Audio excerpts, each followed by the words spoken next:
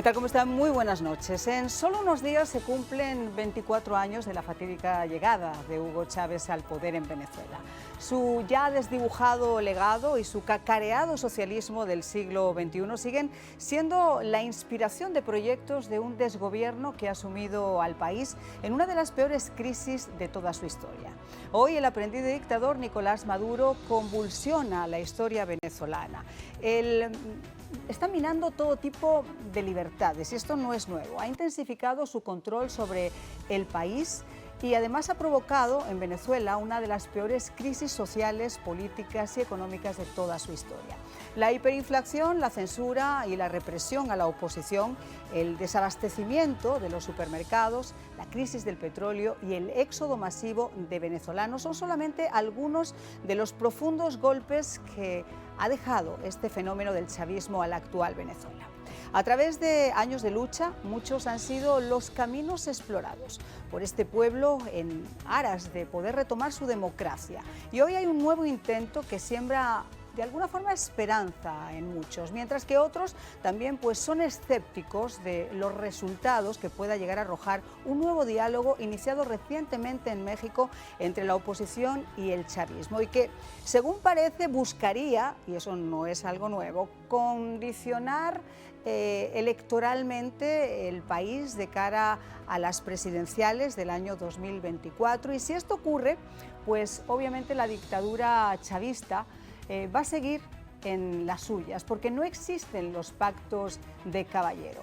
Ha habido sanciones impuestas en el pasado, firma de contratos con Chevron, y como si fuera poco, pues a todos estos esfuerzos se han sumado empresarios venezolanos que piden incluir temas económicos en el diálogo político con el objetivo de generar reglas claras que atraigan a los inversores. Hoy, para hablar de todo esto, tenemos una figura a la que yo aprecio muchísimo, no solamente por su calidad de persona, sino por el servicio que ha prestado desde hace años al pueblo venezolano. El exalcalde metropolitano de Caracas, expreso político, Antonio Ledesma. Bueno, yo les decía que nos acompaña un luchador incansable por la libertad de Venezuela, un hombre que al día de hoy pues tiene obviamente muy claro que este régimen narcoterrorista y corrupto pues posee un largo historial no solamente de crímenes, de corrupción, sino también obviamente de engaños a su propio pueblo.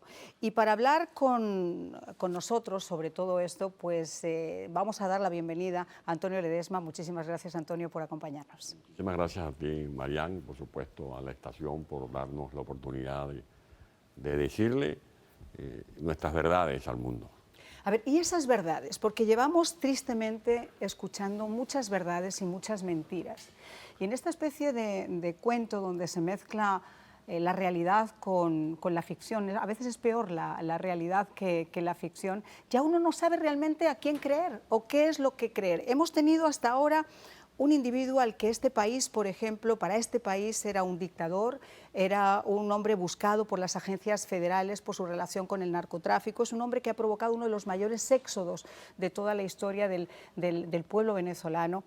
Y sin embargo es un hombre que a día de hoy está manteniendo, por ejemplo, relaciones diplomáticas o económicas en aras de buscar un petróleo, que tampoco sé si en este momento Venezuela será el gran maná.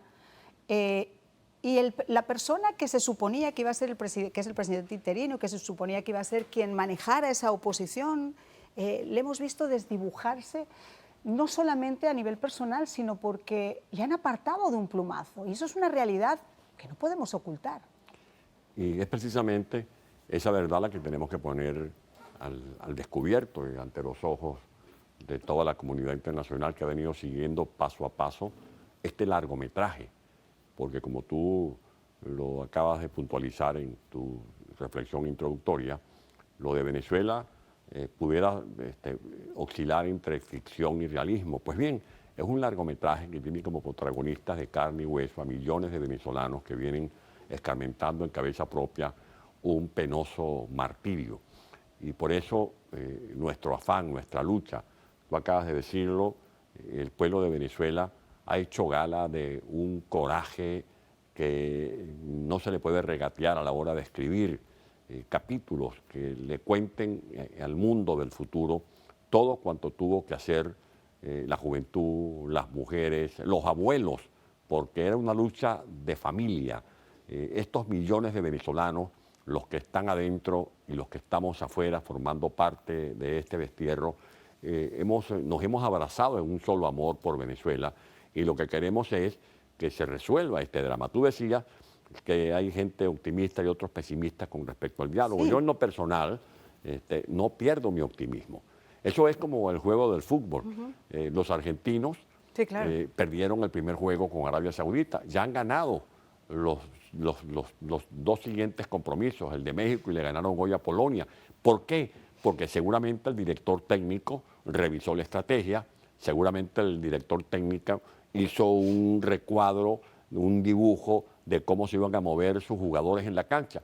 Lo que nosotros estamos planteando es que si ya hemos tenido muchos traspiés en esta docena de diálogos, de los cuales no hemos sacado ningún beneficio para la esperanza de los venezolanos. ¿Cuál es la esperanza de los venezolanos? ¿Que me den a mí un pedacito del poder? No. ¿Que me den a mí un plato, un pedacito de la torta? No.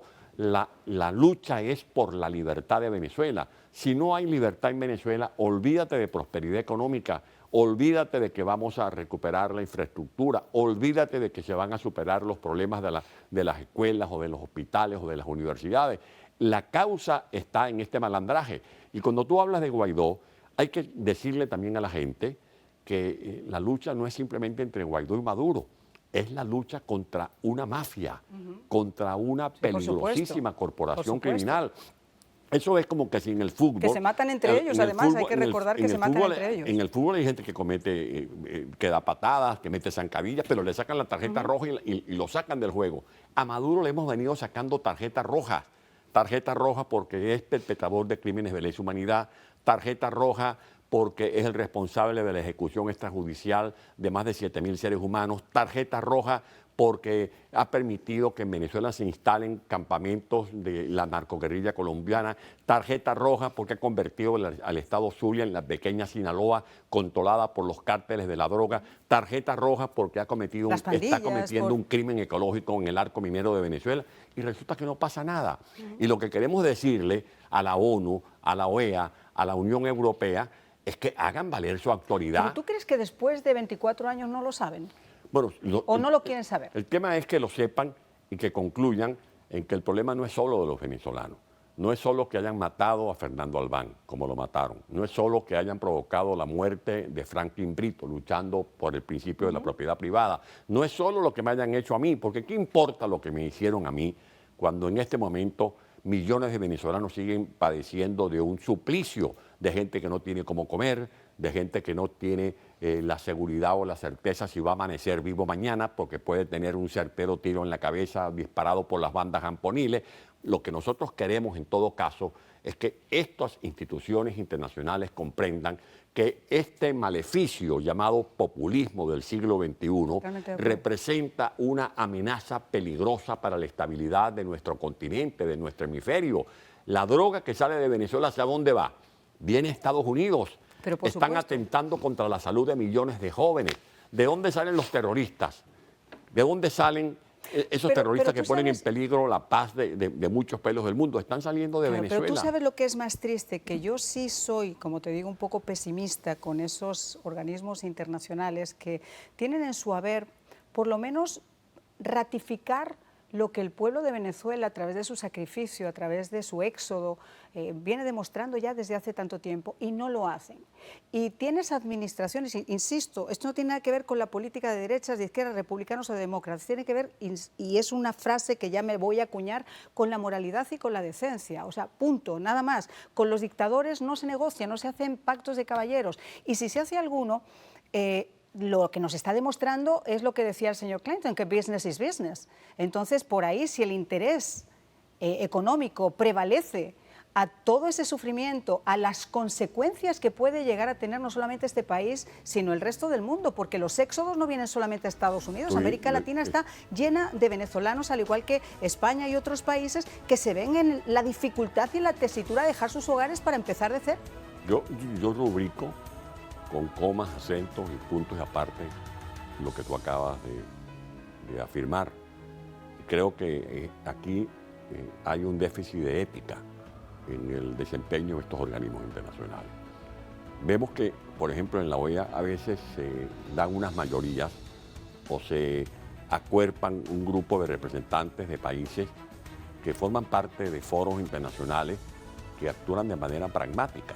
¿Para qué usó Hugo Chávez, fundamentalmente Chávez, porque Maduro ha desbancado la industria petrolera, usó el petróleo como un instrumento de colonización política? Y a veces entonces en la OEA teníamos a representantes de gobierno que votaban a ciegas a favor de lo que le interesaba a los miembros del Foro de Sao Paulo. Eso es como que si la directiva de la OEA la dirigiera el Chapo Guzmán o Pablo Escobar Gaviria. Nunca la OEA de la DEA va a hacer una lucha eficiente contra el narcotráfico. Bueno, es lo mismo que poner ahora mismo, por ejemplo, al señor Maduro como garante de unas negociaciones de paz que no ha pedido el pueblo colombiano con grupos insurgentes que los tiene dentro de la casa y los acuna. Además, eso es como poner a Drácula al frente de un banco de sangre. Tremendo. Estados Unidos emitió una licencia ampliada para que Chevron pueda importar petróleo venezolano.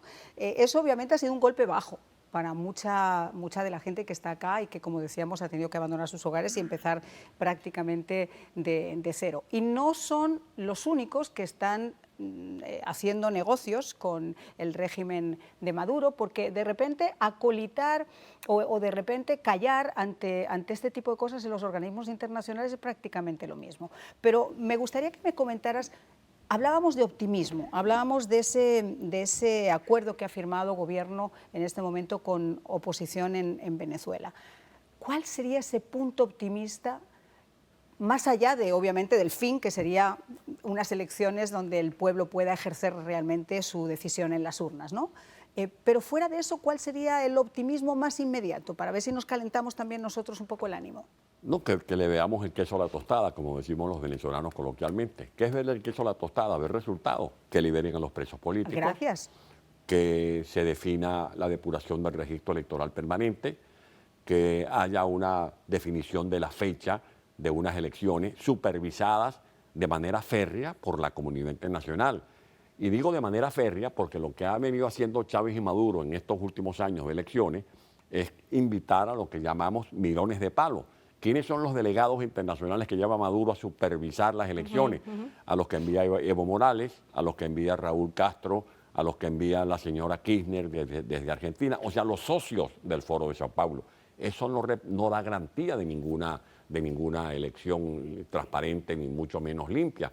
Por lo tanto, lo que nosotros estamos reclamando es un resultado específico, concreto, que la gente pueda sentir que tiene en sus manos la llave que abra las puertas de esa esperanza a la que nosotros nos aferramos, porque lo último que uno pueda perder es la fe y la esperanza. Un político tiene como responsabilidad ocuparse del estado de ánimo de la gente. Así como un cardiólogo se ocupa del corazón y un pediatra de un niño, el político tiene que ocuparse del estado de ánimo del pueblo, que la gente no se desplome, porque ¿cuál es la estrategia de los cubanos, que son los que cortan el bacalao? Dicho de otra manera, son los que manejan a Maduro a su antojo, es su títere, es desplomar el ánimo de los venezolanos, que digamos, esto se perdió, aquí no vale la pena seguir luchando, o sea, que nos resignemos, y eso jamás, porque se puede perder todo, como dijo el padre de la patria, Simón Bolívar, pero nunca podemos enajenar nuestra dignidad. Fíjate que nosotros hemos tenido una historia compartida, ustedes obviamente representando a la oposición en Venezuela, a nosotros en mi caso delante de una cámara. Yo recuerdo perfectamente desde los comienzos del gobierno de Hugo Chávez, desde CBS Telenoticias y posteriormente todo lo que ocurrió con ese gobierno, las manifestaciones en la calle estudiantiles, a María Corina en la calle con un escudo de cartón. Recuerdo a todos estos líderes opositores que salieron, pero recuerdo muy especialmente que Antonio Ledesma, al mítico alcalde de Caracas, al hombre fuerte también de esa oposición, llegaron a su casa y le sacaron esa noche, cuando estaba con su esposa, que nos acompaña también aquí en el estudio, le sacaron a la fuerza de su casa. Y yo recuerdo que en ese momento, te garantizo, Antonio, que lo que me pasó a mí le pasó a mucha gente. Esa imagen en la que te sacaron de la forma que te sacaron a ti, pudo significar un antes y un después en cómo la gente percibía lo que estaba ocurriendo en tu país. Fue un crimen que desgraciadamente a día de hoy se repite, además con consecuencias muchísimo tristemente peores. Y bueno, pues uno pensaría que quizá ya está llegando el momento, ya está llegando la hora, pero la hora se está dilatando. Y la pregunta que uno se hace es, por ejemplo, ¿a quién ayuda esta flexibilización del contrato que le han dado a Chevron? ¿A quién? Porque yo no le veo. Petróleo... Chevron recibió hace unos años el beneficio de asociaciones estratégicas y llegó a tener 5 lotes significativos, 2 de ellos muy preponderantes, como por ejemplo uno llamado Petroboscán, localizado en el estado Zulia, que es un estado petrolero cuya capital es Maracaibo. Era un negocio más que todo de carácter asfáltico. Eso se ha venido a menos, eso es insignificante al día de hoy. Otro lote significativo es Petropiar, colindante con el delta del Orinoco, donde está la faja petrolífera, donde hay sobre todo petróleo extrapesado. Allí se acaba Petroboscán, antes de que se hiciera la expropiación a ConocoPhills, cerca de 180.000 barriles de petróleo, que después lo mejoraban, porque es petróleo extrapesado, lo mejoraban en una empresa llamada Jose, ubicada en el estado de Anzoátegui. Esto también está venido a menos. Lo que va a sacar Chevron serán 35.000, 40.000 barriles que van a colocar en Estados Unidos y que no le va a derivar ningún beneficio financiero al régimen de Maduro. Esa es la verdad. Y además van a tener que renovarlo mensualmente hasta sumar 6 meses. Lo que sí genera esto es confusión. Claro, por ejemplo, exactamente. Cuando ¿Cuál es el Estados fin? Unidos... Liberar, por ejemplo, a los narcosobrinos. Bueno, a eso iba. Cuando Estados Unidos monta un cerco antinarcótico, es como cuando tú montas, por ejemplo, unas medidas, un cordón sanitario, es porque estás evitando la contaminación de una epidemia. Cuando tú montas un cerco antinarcótico es porque estás tratándole de colocar barreras a los cárteles del narcotráfico, porque Venezuela es la guarida del narcotráfico. Te lo pongo muchísimo mejor. Lo que se está tratando de hacer es llegar hasta los líderes del cartel de los soles y sus relaciones con el gobierno de Maduro y con fichas del gobierno de Maduro, incluyendo, según dicen las autoridades federales de este país, que por eso tienen una orden de búsqueda y captura, el propio Maduro. O sea, eso es una realidad que no podemos ocultar. ¿Qué es lo que genera desazón, desconcierto? Que el gobierno, que le hace un juicio, que captura a 2 presuntos narcotraficantes y que los lleva a juicio y confirma de que más que presuntos son efectivamente narcotraficantes, con sentencia definitivamente firme, después ese gobierno poderoso, porque hay que ver lo que significa Estados Unidos, primer mundo, se pone de rodillas frente a unos secuestradores que tenían como rehenes a 5 ciudadanos norteamericanos y ponen entonces en libertad a 2 narcotraficantes. Y ese es un mensaje muy malo. Claro, pues imagínate, ahora tienes al Chapo Guzmán llamándole a ¿cómo se llama? A López Obrador para que secuestre 7 u 8, a ver si tienen suerte también y le pueden liberar a él, porque ese es el mensaje que se está mandando. Pero es también el tema de la coherencia. La administración del presidente Biden han dejado de lado las operaciones del fracking, que el fracking hizo posible que Estados Unidos hoy, el día de hoy, esté produciendo cerca de 13 millones de barriles, de barriles diarios. Pasaron de 6 a 13 millones. Y el argumento de la administración del presidente Biden es proteger el ambiente. Pues bien, están dándole autorización a una empresa para que actúe en un país cuyo régimen está cometiendo crímenes ecológicos horrorosos, espantosos.